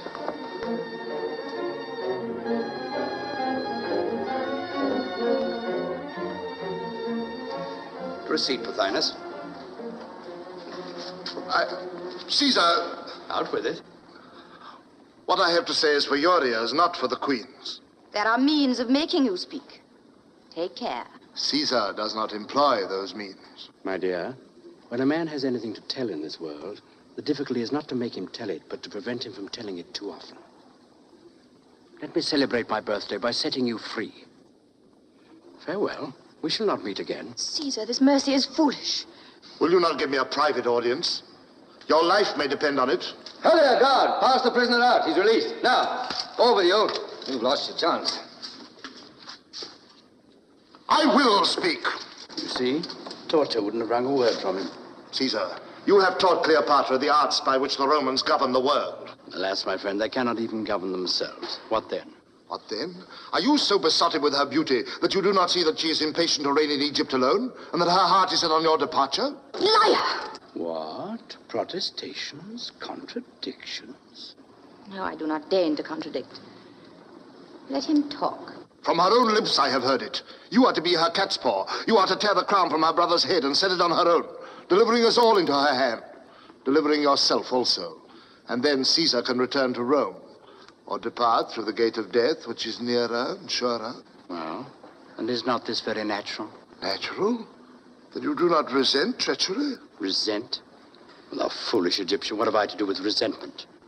Do I resent the wind when it chills me? Or the night when it makes me stumble in the darkness? Tell me such a story as this is to tell me that the sun will rise tomorrow. But it is false, I swear it. It is true, though you swore it 1,000 times and believed all you swore.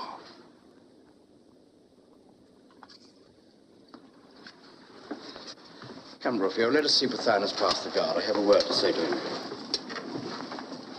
And just give the Queen a moment to recover herself.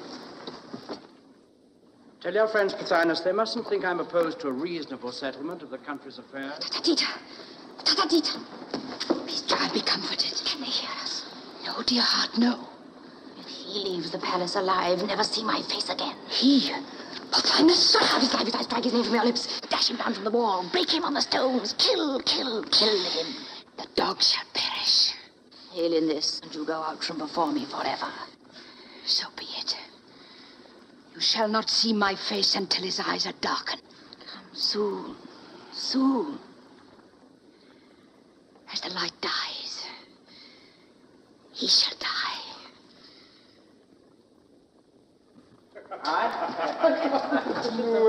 So you come back to me, Caesar. I thought you were angry. Welcome, Apollodorus.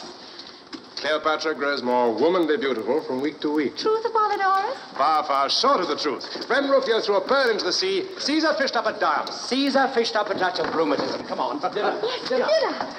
I've ordered such a dinner for you, Caesar. What are we to have? Peacock's brains. Peacock's brains, Apollodorus. Not for me. I prefer Nightingale's tongue. Roast boar, Rufio. Ah, good. What has become of my leathern cushion? I've got new ones for you, Caesar. These cushions, Caesar, are of Maltese gauze stuffed with rose leaves. Rose leaves? Am I a caterpillar? Oh, what a shame, my new cushion. What shall we serve to whet Caesar's appetite? Any oysters? Assuredly. British oysters? British oysters, of course. Oysters, then. Sea hedgehogs for me. Have we nothing solid to begin with? Field fares with asparagus. Fattened fowls, Rufio. Have some fattened fowls. Aye, that'll do. Field fares for me. Caesar will deign to choose his wine, Sicilian, Tuscan, Macedonian, Chianti. All Greek. Try the Sicilian, Caesar. Bring me my barley water. Bring me my Falernian. It's a waste of time giving you dinner, Caesar. My scullions would not condescend to your diet. Well, let's try the Falernian. But when I return to Rome, I shall make laws against these extravagances. I will even get the laws carried out. Never mind. Today you are to be like other people. Idle, luxurious, and kind. Well. For once I will sacrifice my comfort. There. So now you're satisfied.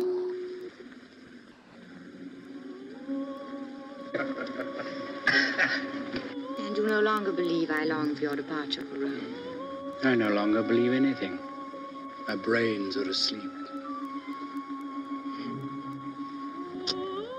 Besides, who knows whether I shall return to Rome?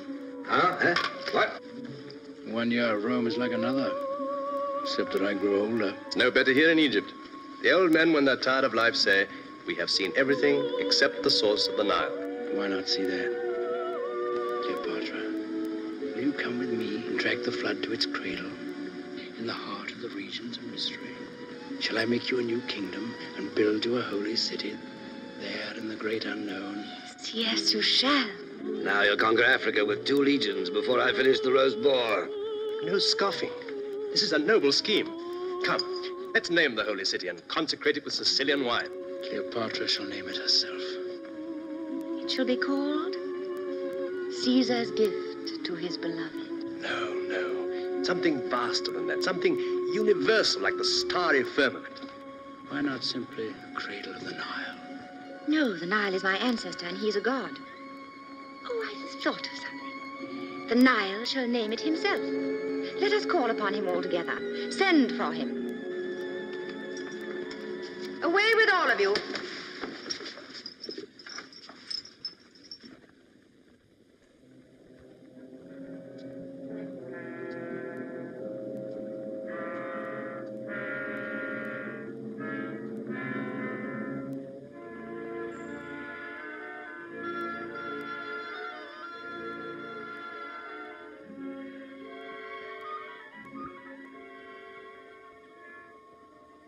Go, I am a priestess and have power to take your charge from you.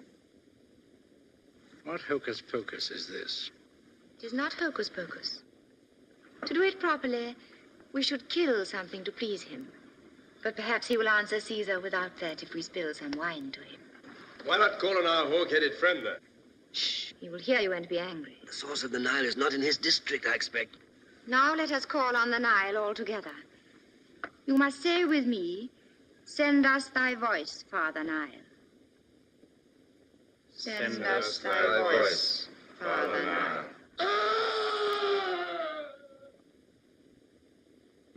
What was that? What was It is nothing. They are beating some slave. Nothing. A man with a knife in him, I'll swear. A murder? Silence. Did you hear that? Another cry? No, it's that. Something fell, I think. Something with bones in it, huh? Rufio. Will you leave me, Caesar? Apollodorus, are you going? Faith, dearest queen, my appetite is gone. Apollodorus, go down to the courtyard. Find out what has happened. Your soldiers have killed somebody, perhaps. What does it matter? This must be seen to.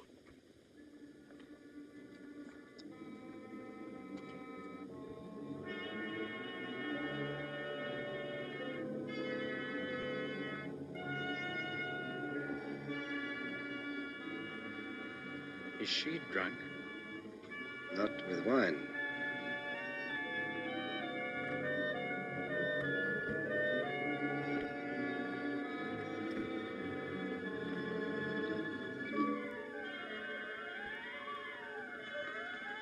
The queen looks again on the face of her servant.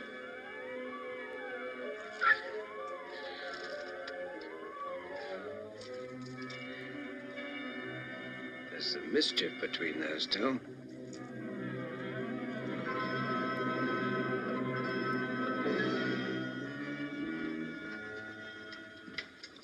Cleopatra, what has happened? Nothing, dearest Caesar, nothing. I am innocent. Dear Caesar, are you angry with me? Why do you look at me so? I have been here with you all the time. How can I know what has happened? That is true. Of course it is true. You know it is true, Rufio. I shall know. Presently. Caesar, remember your bodyguard is within call. Why do you allow Rufio to speak to me so? You should teach him his place. Teach him to be my enemy and to hide his thoughts from me as you are now hiding yours. Why do you say that, Caesar? Indeed, I am not hiding anything. You are wrong to treat me like this. I am only a child, and you turn into stone because you think someone has been killed. I can't bear it. But there, I know you hate tears. You shall not be troubled with them. Only, I am so silly. I cannot help being hurt when you speak coldly. Of course, you are quite right. It is dreadful to think of anyone being killed or even hurt. And I hope nothing really serious. What has frightened you into this? What have you done? Ah, that sounds like the answer. I have not betrayed you, Caesar, I swear it. I know that. I haven't trusted you.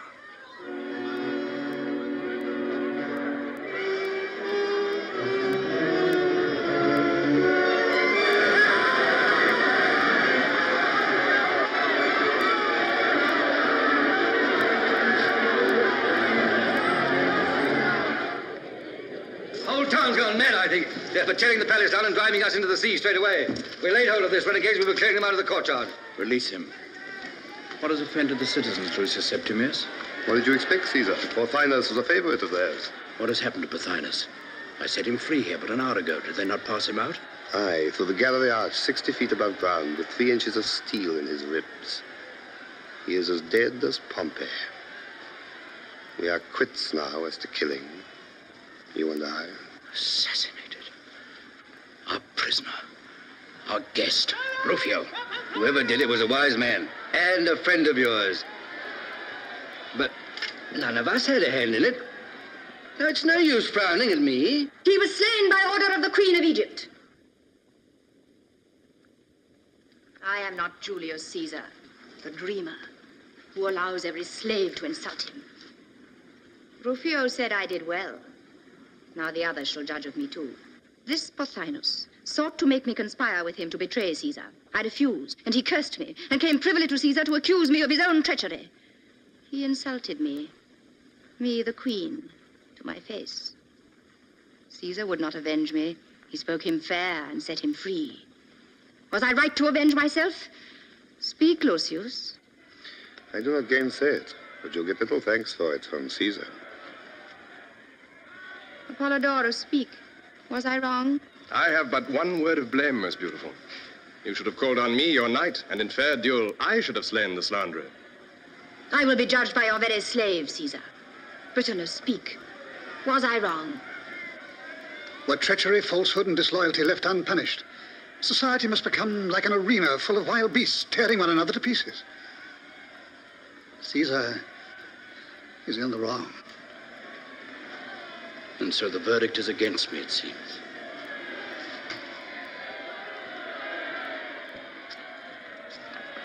Listen to me, Caesar. If one man in all Alexandria can be found to say I did wrong, I swear to have myself crucified on the door of the palace by my own slaves. If one man in all the world can be found, now or forever, to know that you did wrong, that man will have either to conquer the world as I have or be crucified by it. Do you hear? These knockers at your gates are also believers in vengeance and in stabbing. You have slain their leader. It is right that they should slay you. And so to the end of history. Murder shall breed murder, always in the name of right and honor and peace, until the gods are tired of blood and create a race that can understand. Let the Queen of Egypt now give her orders for vengeance and take her measures for defense, for she has renounced Caesar. You will not desert me, Caesar. You will defend the palace. You have taken the powers of life and death upon you. I am only a dreamer. But they will kill me. Why not? In pity. Pity? What has it come to this so suddenly that nothing can save you but pity? Did it save Pothinus?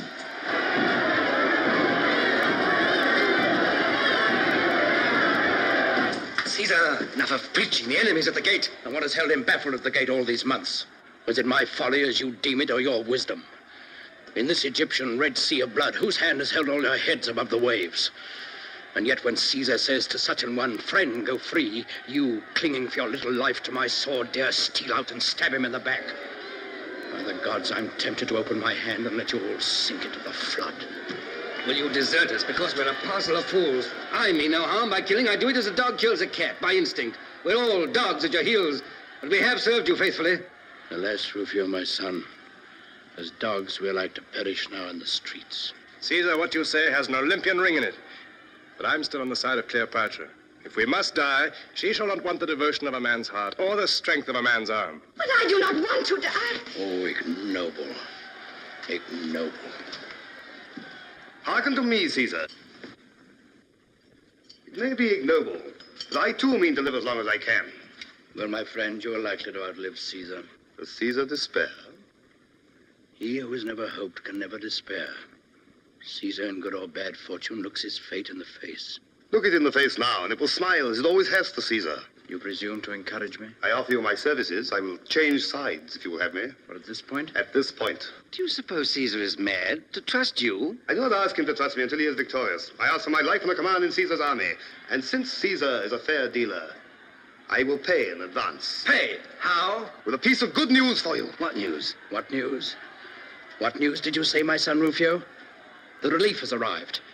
Mithridates of Pergamus is on the march. Is it not so, Lucius Septimius? He has taken Pelusium. Lucius, you are henceforth my officer. Rufio, the Egyptians must have sent every soldier from the city to prevent Mithridates crossing the Nile. There is nothing in the streets now but mob. It is so.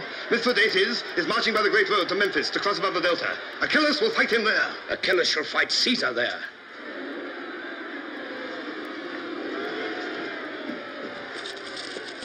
See, Rufio. Here is the palace. Here is the theater. Now you take 20 men and pretend to go by this street. And whilst they're stoning you, out will come the cohorts by this and this. My streets are right, are they, Lucius? Aye, that's the Fig Market. Yes, I saw them the day we arrived. Britanus, tell Petronius that within an hour, half our forces must take ship for the Western Lake and see to my horse and armor. With the rest, I shall march round the lake and up the Nile and catch Achilles in the desert. Lucius, give the word to start. Apollodorus, Lend me your sword and your right arm for this campaign. And my heart and life to boot. I accept both. Are you ready? Ready for the art of war. Come, this is something like business. Is it not, my only son? You understand about the streets, Rufio? I think I do. I'll get through them at all events. Caesar. Caesar. Have you forgotten me? Oh, I'm busy now, my child, busy. When I return, your affair shall be settled. Farewell. Be good and patient. That game's played and lost, Cleopatra. The woman always gets the worst of it. Go follow your master. Word first. Tell your executioner that if Pothinus had been properly killed in the throat, he wouldn't have called out. Your man bungled his work. How do you know it was a man? It wasn't you. Oh, you were with us when it happened. Was it she? With her own hands? Whoever it was, let my enemies beware of her. Look to it, Rufio. You who dare make the Queen of Egypt a fool before Caesar. I will look to it, Cleopatra.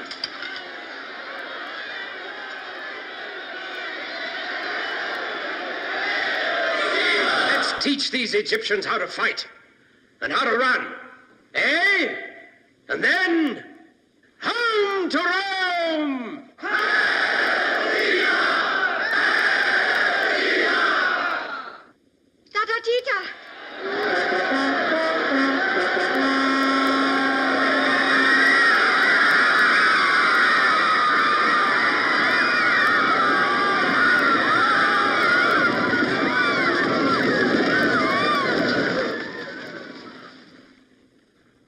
Tita. It is dark and I am alone. Come to me. Tita.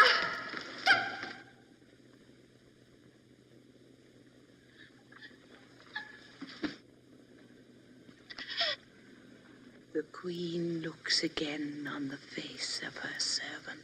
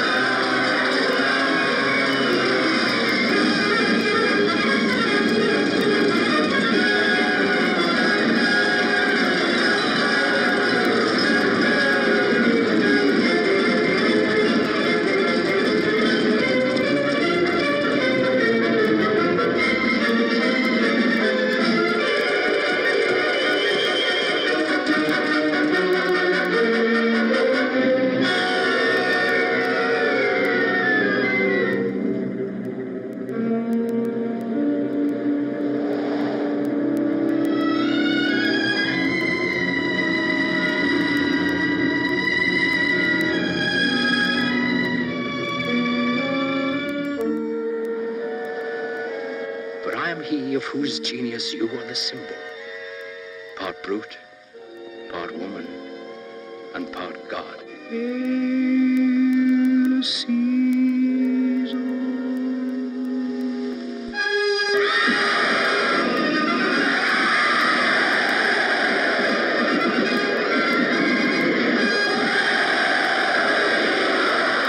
he comes.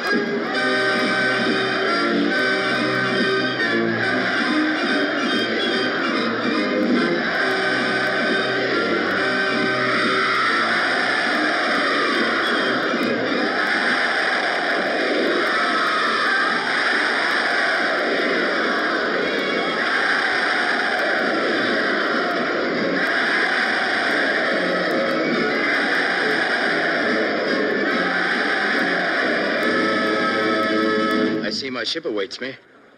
The hour of Caesar's farewell to Egypt has arrived. And now, Rufio, what remains to be done before I go? Why, you've not yet appointed a Roman governor for this province. What say you to Mithridates of Pergamus? Why, that you want him elsewhere. Indeed. Well, what do you say to yourself? I, a governor? Are you dreaming? Do you not know I'm only the son of a freedman? Has not Caesar called you his son?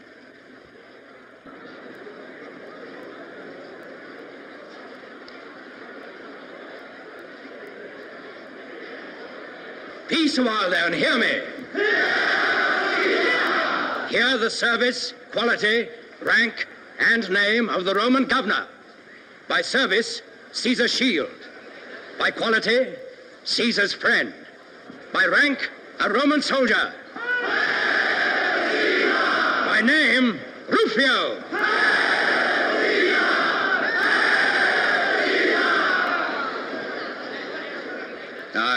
I'm Caesar's shield. But what use will I be when I'm no longer on Caesar's arm?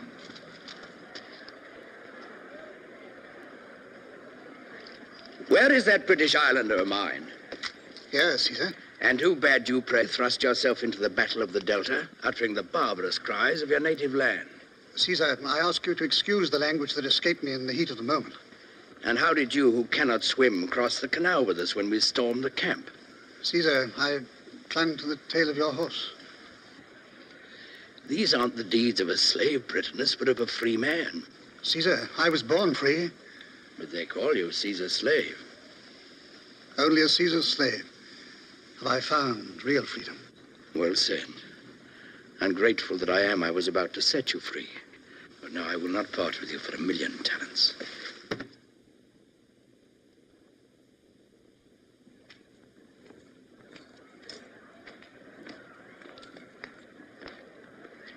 That Roman knows how to make men serve him. Apollodorus, I leave the art of Egypt in your charge. Remember, Rome loves art and will encourage it.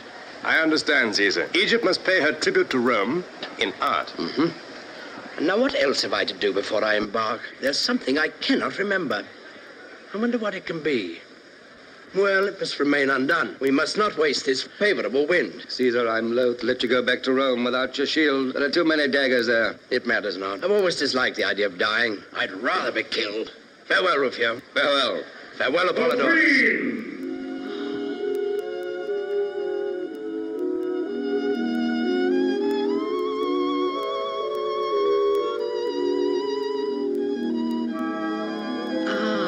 I knew there was something. How could you let me forget her, Rufio?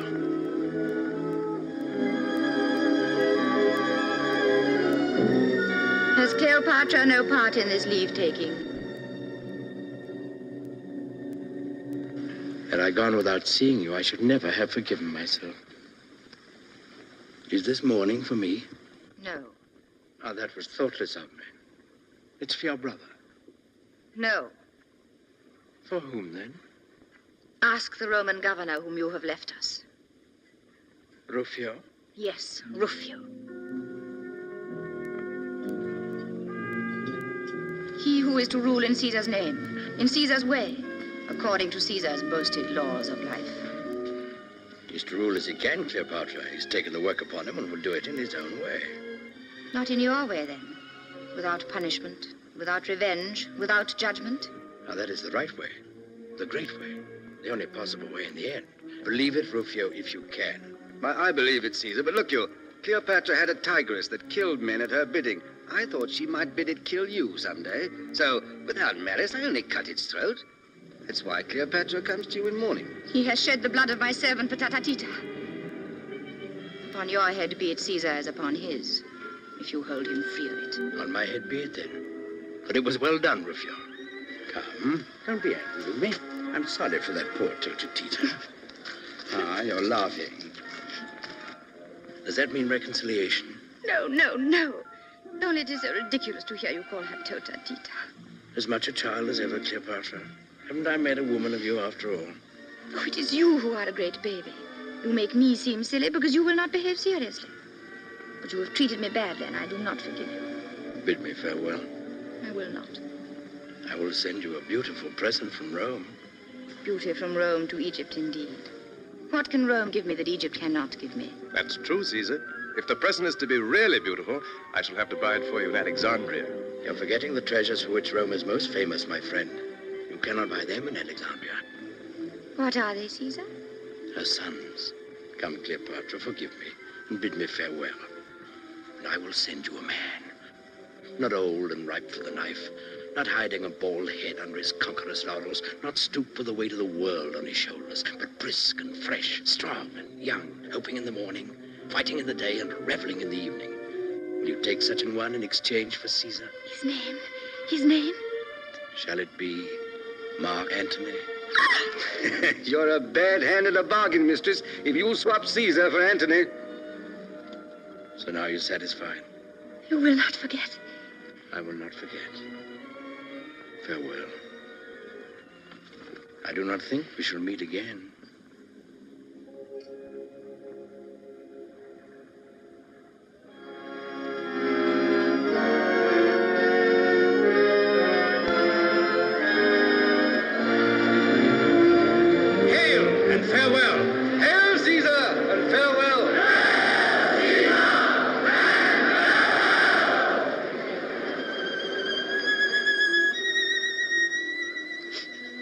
No tears, dearest queen. They stab your servant to the heart. He will return someday. I hope not. But I can't help crying. As the same.